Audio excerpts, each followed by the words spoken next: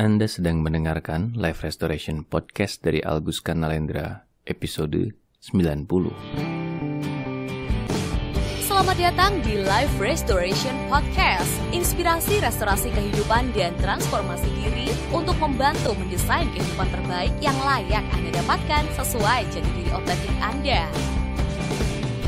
Life Restoration Podcast menghadirkan berbagai inspirasi restorasi kehidupan dan transformasi diri yang juga diadaptasi dari kisah nyata para individu yang menjalani program terapi, konseling, dan life restoration coaching bersama Coach Alguska Nalendra. Halo para sahabat sekalian, dimanapun Anda berada. Jumpa kembali di episode 90 kali ini. Seperti biasa tentunya, bersama saya, Alguska Nalendra. Puji syukur, di minggu ini saya bisa kembali hadir membersamai Anda sekalian di audio podcast kali ini. Semoga di minggu-minggu yang akan datang pun, saya tetap bisa membersamai Anda sekalian sebagaimana hal itu saya jadikan bagian dari resolusi kebiasaan saya di tahun 2025 ini. Bersama rasa syukur ini, tentunya saya juga panjatkan doa dan harapan terbaik. Semoga Anda sekalian selalu dalam keadaan sehat, berkah berlimpah, dan damai berbahagia dimanapun Anda berada bersama mereka yang Anda kasihi. Baiklah, seperti menjadi judul dari episode kali ini, saya ingin memulai dari satu pertanyaan. Apa yang muncul di pikiran Anda ketika mendengar kata menyerah? Meskipun tidak semua akan memikirkan hal yang sama, tapi besar kemungkinan ada satu kesamaan di antara banyak orang sehubungan dengan hal ini, yaitu bahwa ia adalah suatu hal yang dikonotasikan negatif. Betul tidak? Bisa kita lihat bahwa di berbagai kutipan atau kalimat mutiara yang bertebaran di media sosial, banyak isi dari kutipan atau kalimat itu menyuarakan hal yang sama, yaitu jangan menyerah. Betul? Nah, di episode kali ini, saya ingin mengajak Anda untuk melihat sisi lain dari menyerah ini. Bahkan, sesuai dengan judul dari episode kali ini, pesan utamanya adalah boleh kok menyerah. Loh, kok malah jadi menyarankan hal negatif? Begitu beberapa orang mungkin berpikir. Nanti dulu, ingat, negatif atau positif itu baru bisa kita nyatakan kalau sudah paham persoalannya. Kalau masih awal-awal dan belum paham, sudah menghakimi, ya kurang pas juga lah ya. Nah, agar hal ini bisa kita pahami dengan lebih baik, mari kita mulai dari yang pertama dulu, yaitu apa itu menyerah. Untuk yang satu ini, saya tidak akan terlalu berpanjang lebar, karena memang secara praktis kita sudah sama-sama paham apa yang dimaksudkan menyerah ini. Ya, sederhananya adalah berhenti berusaha. Ya, ketika seseorang menyerah, maka ia tentu sedang di tengah sebuah proses berusaha. Ada sesuatu yang sedang ia lakukan atau perjuangkan yang kemudian jadi ia hentikan karena ia menyerah tadi. Kalau begitu, pertanyaannya, menyerah ini baik atau tidak? Jawabannya ya, tergantung. Kata kuncinya sudah kita bahas tadi sebenarnya, yaitu proses berusaha atau berjuang. Maka, pertanyaan yang akan lebih menjadi kunci kali ini adalah, menyerah ini karena apa? Nah, kali ini baru lebih jelas.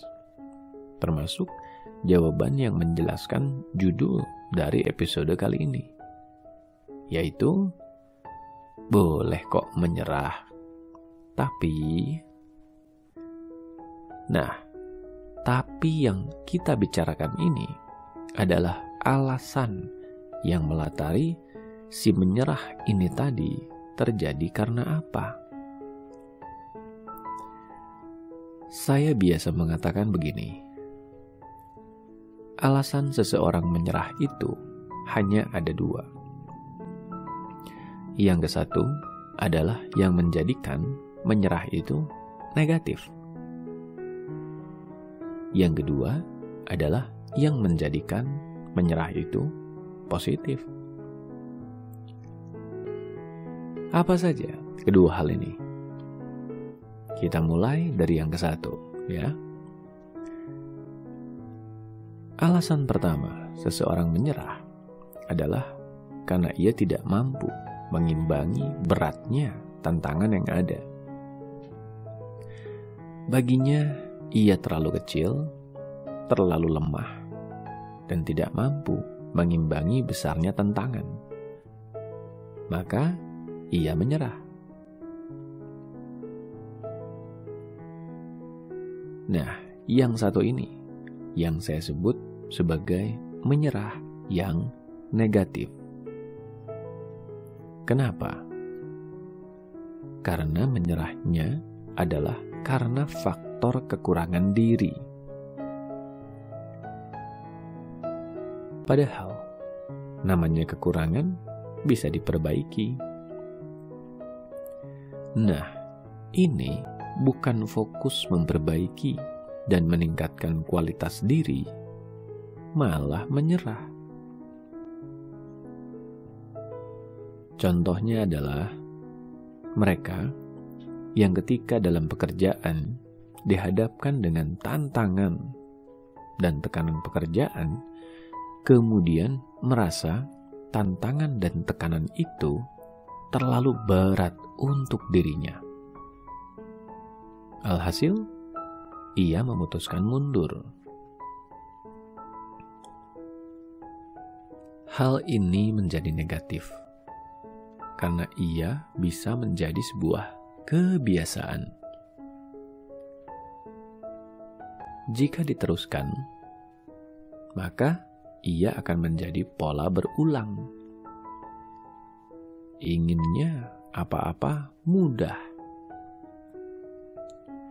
Dikasih susah sedikit, harus berjuang lebih, muncul ketidaknyamanan. Alhasil, kemudian menyerah. Namanya hidup, pasti akan ada saja tantangannya. Betul tidak?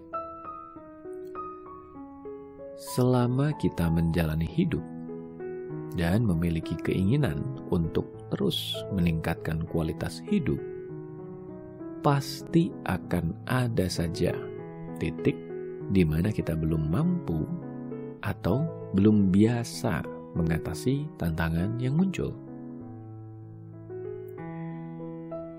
Meski terlihat berat, tapi ini kan sebetulnya tanda kita siap untuk naik kelas atau tidak.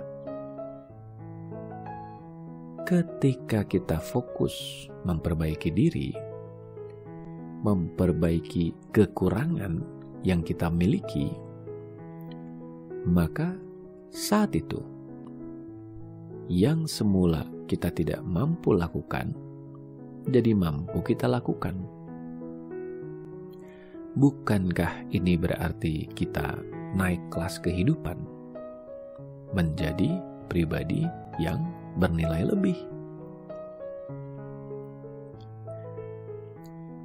Mereka yang menyerah karena faktor kekurangan diri ini biasanya membawa kebiasaan ini dari pengalaman terdahulu mereka.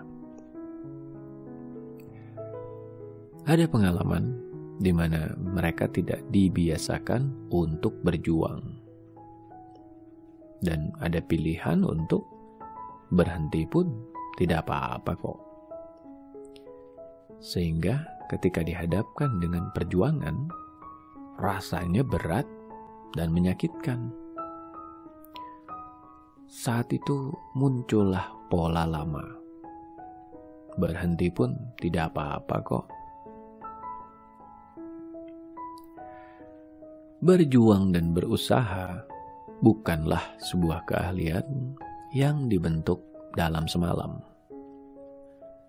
Kita perlu melalui rangkaian pengalaman untuk berjuang dan berusaha ini sampai lama-lama otot berjuang ini terbentuk dengan kuat. Ironisnya, manusia sebetulnya lahir dengan membawa naluri berjuang ini. Namun, ia kemudian menjadi lemah karena bentukan lingkungan. Lihat saja anak bayi. Seiring dengan ia melalui proses tumbuh kembangnya menjadi dewasa, akan ada rangkaian pengalaman di mana ia harus mempelajari berbagai hal. Mulai dari belajar tengkurap, bergerak-gerak, merangkak, berdiri, dan berjalan. Ketika anak bayi belajar untuk melakukan hal itu, mereka tidak langsung bisa melakukan hal itu. Ada fase di mana mereka akan kesulitan dulu di awal. Namun demikian, alaminya, mereka akan berjuang mencari cara sampai hal yang ingin mereka lakukan bisa mereka lakukan. Di fase kesulitan inilah, stimulus lingkungan ikut menjadi faktor yang menentukan naluri berjuang ini terlatih atau tidak. Jika lingkungan memberikan ruang agar anak bayi ini berjuang, menguatkan, dan memotivasinya agar ia terus menguasai hal-hal yang sedang ia pelajari, maka saat itu ia mulai terbiasa dan membiasakan diri untuk berjuang. Ia mulai terbiasa untuk menguatkan diri dalam mencapai yang ia ingin capai. Hal inilah yang di kemudian hari akan membentuk anak ini menjadi sosok yang terbiasa berjuang. Ia tidak alergi dengan berjuang dan menguatkan diri, karena memang hal itu sudah melekat bersama dirinya.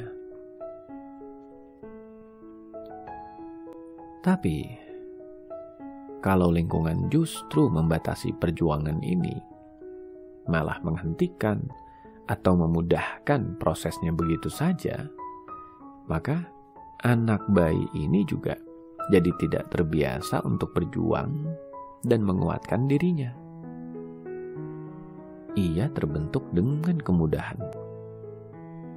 Berjuang dan menguatkan diri menjadi satu hal yang asing baginya.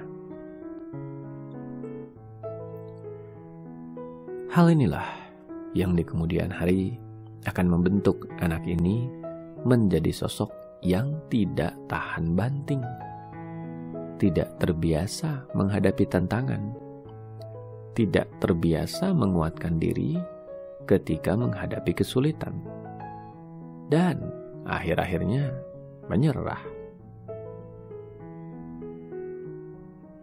Jadi, mereka yang menyerah karena fokus pada kekurangan diri bukanlah mereka yang mudah menyerah, melainkan mereka yang tidak terbiasa berjuang dan menguatkan diri. Berita baiknya adalah otot perjuangan adalah sesuatu yang bisa dilatih dan dibiasakan. Jadi, kalau sampai saat ini ada orang-orang yang masih sedikit-sedikit menyerah, hal ini bisa dirubah. Dengan catatan, mereka mau melatih dan membiasakan dirinya untuk itu. Sesuai dengan judul episode kali ini, boleh kok menyerah. Tapi yang pertama adalah tapi bukan karena kelemahan dan kekurangan diri. Jadi, kalimatnya adalah boleh kok menyerah, tapi bukan karena kelemahan dan kekurangan diri. Jadi, karena apa dong? Nah, ini akan membawa kita pada hal kedua yang melatari seseorang menyerah, yaitu karena apa yang diperjuangkan tidaklah sepadan dengan nilai-nilai yang diperjuangkan, dan dampak jangka panjangnya tidaklah sepadan. Kita ambil contoh dari contoh yang kita bahas sebelumnya, ya, yaitu mereka yang ketika dalam pekerjaan dihadapkan dengan tantangan dan tekanan. Namanya tantangan dan tekanan tentu harus kita hadapi, karena ia menjadi satu cara untuk menguatkan diri kita. Maka mereka yang dihadapkan dengan tantangan dan tekanan ini pun fokus membangun ketahanan dirinya atas masalah. Mereka mulai mencari cara untuk mengalahkan masalah itu. Ini adalah hal yang positif. Tapi lagi-lagi, apakah hal itu sepenuhnya positif? Tergantung pada prioritas akan nilai atau value yang kita perjuangkan. Selama tantangan itu sepadan, maka ia layak kita taklukkan. Tapi jika tantangan itu tidak sepadan, maka ia hanya akan buang-buang waktu. Misalnya saja, mereka yang dihadapkan dengan tantangan pekerjaan tadi adalah mereka yang masih berusia muda, masih mencari pengalaman.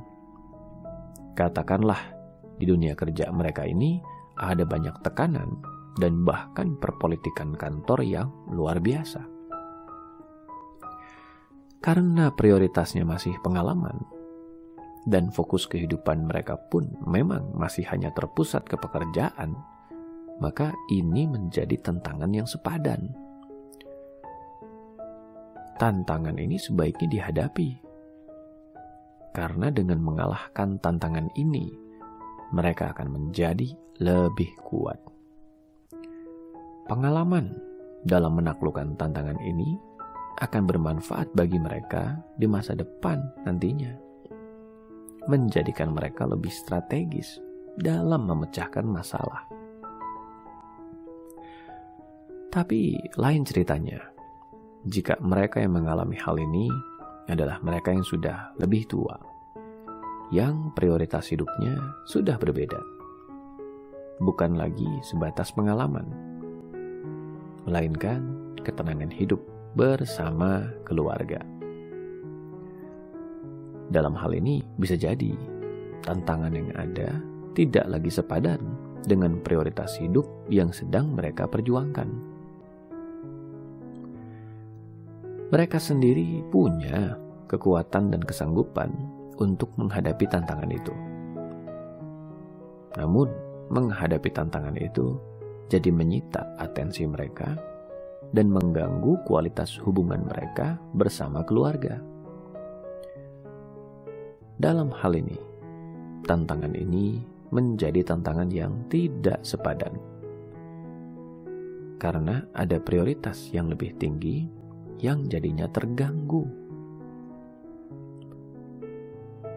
Tapi ingat, bahkan soal prioritas ini pun tetap saja patokannya adalah ketahanan. Artinya, ketika kita dihadapkan dengan tantangan yang kita rasa tidak sepadan, ia menjadi tidak sepadan kalau pada dasarnya kita punya keahlian untuk menghadapi tantangan itu. Hanya saja itu jadi buang-buang waktu karena ada prioritas lain yang lebih tinggi yang terlanggar. Jadi jangan sampai juga urusan tidak sepadan ini menjadi alasan atau pembenaran. Begitu dihadapkan dengan tantangan, langsung bilang tidak sepadan, biar seolah ada alasan untuk berhenti. Padahal aslinya tetap saja sebetulnya ada ketidakmampuan untuk menghadapi tantangan itu dan tidak siap untuk memperbaiki kekurangan diri. Artinya, pastikan bahwa kita memang punya kesiapan untuk menghadapi tantangan yang terjadi.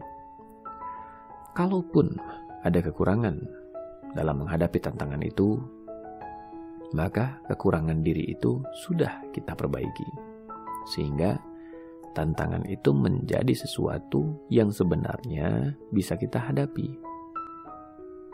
Tapi, kembali ke tapi tadi.